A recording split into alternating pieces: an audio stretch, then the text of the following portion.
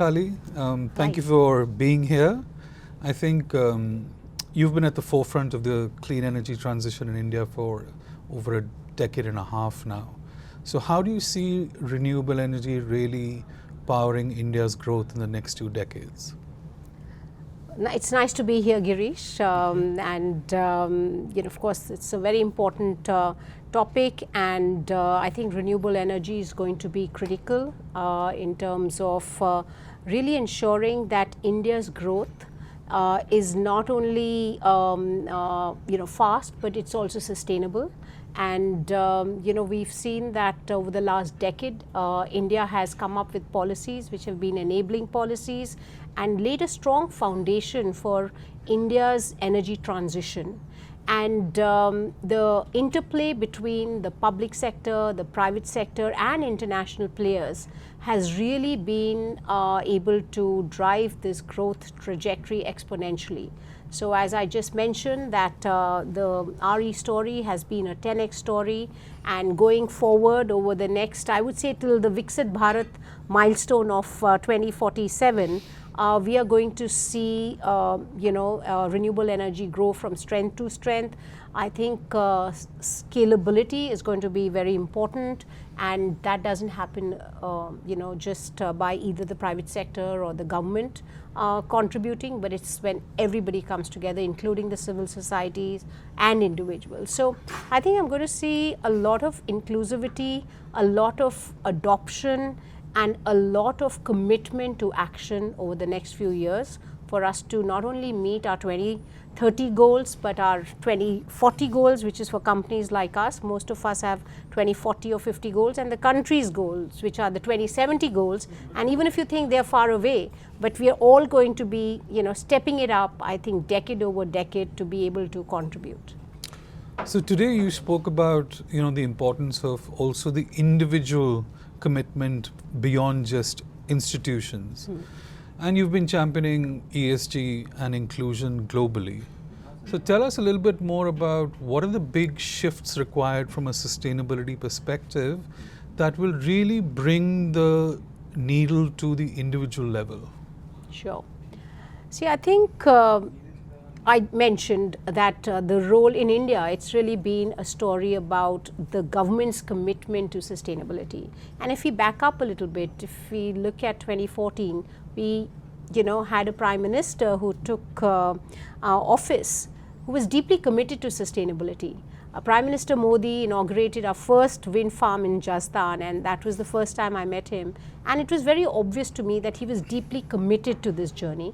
And what followed and has, and what we've seen over the last decade, it's really been about commitment to setting ambitious targets and ensuring that action is taken not only by the government, but again, as I said, the private sector. And now with the Surya Ghar Yojana, we are seeing that it's being transferred to an individual level. And I think that systematic sort of policy, development, advocacy, and execution has really moved our sort of energy transition journey from an institutional level to individual levels. And the individual engagement over the next few years is only going to become stronger and stronger as energy use moves from a centralized sort of a system to a more democratized and decentralized system. And it's then when we'll see a lot more adoption by individuals across our country of 1.4 billion people. And that's a lot. Okay. Last question.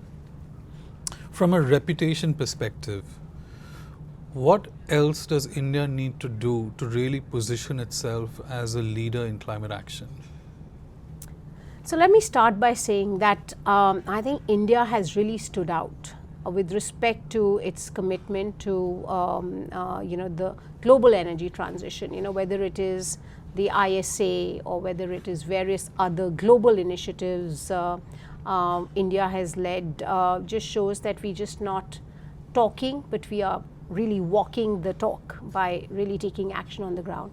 And I think when we take action, that's how reputation gets built. And I think what India has also done is that I think the commitment is not only to India, but it is a global commitment they have worked